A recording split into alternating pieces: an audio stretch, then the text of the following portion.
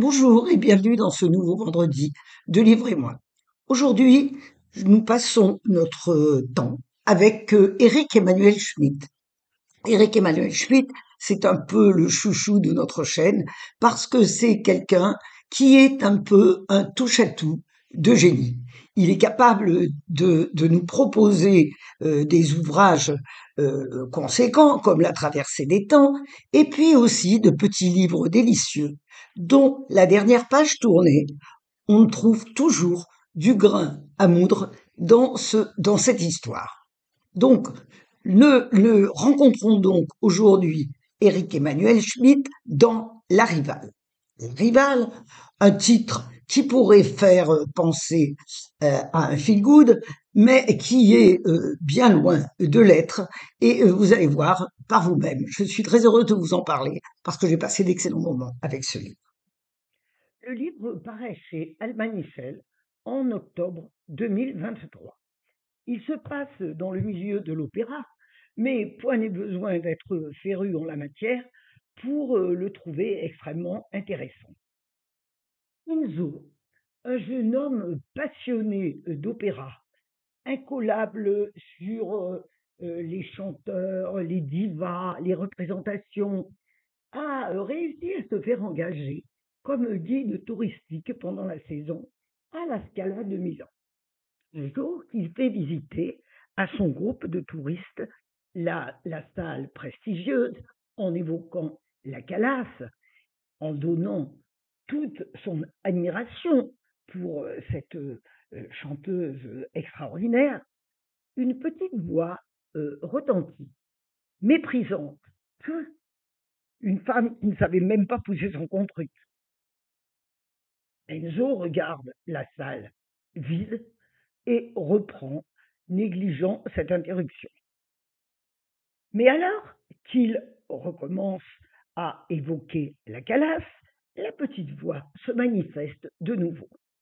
Et Enzo distingue au milieu de la salle, au 7e rang, au milieu du 7e rang, la place la meilleure pour un amateur d'opéra, pour être comblé par la représentation, une vieille dame toute recroquevillée, et apparemment c'est d'elle que vient la voix.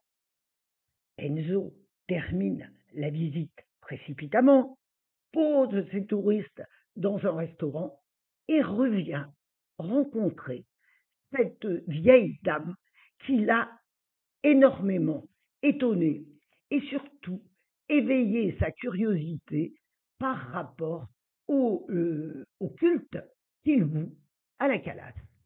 Une relation va se nouer entre Enzo et cette Carlotta qui a commencé sa carrière en même temps que la Calas, qui la supplantait grandement et à laquelle elle voue une rancune extraordinaire, assortie à un mépris qui ne l'est pas moins.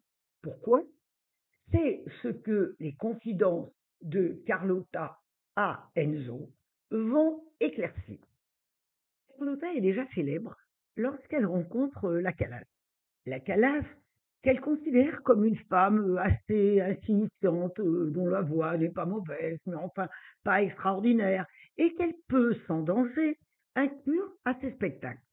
Or, il s'avère que Carlotta aime la vie et ne travaille pas beaucoup sa voix, profite de toutes les occasions de s'amuser. Alors que la Calas, qui ne vit que pour son art, travaille sa voix, est assidue aux répétitions, travaille son look et devient l'icône que tout le monde connaît et que Carlotta n'a pas vu arriver. Peu à peu, elle est supplantée par celle qu'elle appelle désormais sa rivale et à laquelle elle voue une haine euh, extraordinaire parce que elle l'accuse du désamour des metteurs en scène pour son talent. Je vous propose deux petits extraits qui marquent l'avant et l'après des relations entre Carlotta et la Calas. La première fois qu'elle l'avait vue, elle l'avait jugée sympathique, cette grosse grecque avec ses lunettes de myope, mal fagotée, boutonnée, boudinée, flanquée d'un mari sénile, cette Maria Meneghini Calas qui portait un sac à main grotesquement lilliputien en proportion de sa masse. On avait envie de glisser une pièce dans la poche de son tablier en la félicitant de tenir les toilettes propres. Et je vous mets en face de la deuxième rencontre 2 ans plus tard de la Calas avec Carlotta, qui n'a pas vu venir la transformation. En revanche, 2 ans plus tard, Carlotta aurait pu deviner que quelque chose se tramait quand, à la Scala de Milan, en empruntant l'entrée des artistes, elle bouscula une jeune femme brune, filiforme, somptueusement maquillée, qui lui lança: « Eh bien, Carlotta, tu ne me reconnais pas ?» Non, Carlotta ne reconnaissait pas la grecque obèse dans cette femme racée, élancée, sophistiquée, à l'italien désormais parfait, qui s'amusait de sa surprise. Ce jour-là, candidement époustouflée par cette métamorphose, elle ne se douta pas qu'elle était en train de complimenter sa future ennemie. Ce livre est un roman. Carlotta n'existe pas, mais elle sert à mettre en valeur des thèmes qui sont essentiels, celui de la jalousie, de la rivalité, des relations entre gens d'un même milieu, du temps qui passe et de la relation à l'autre. La fin est inattendue. On peut la considérer comme une vengeance posthume de la Calas envers celle qui l'a dénigrée et jalousée. En tout cas, c'est un livre agréable, bien sûr, avec lequel j'espère que vous passerez un excellent week-end.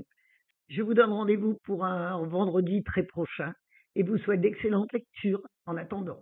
Au revoir.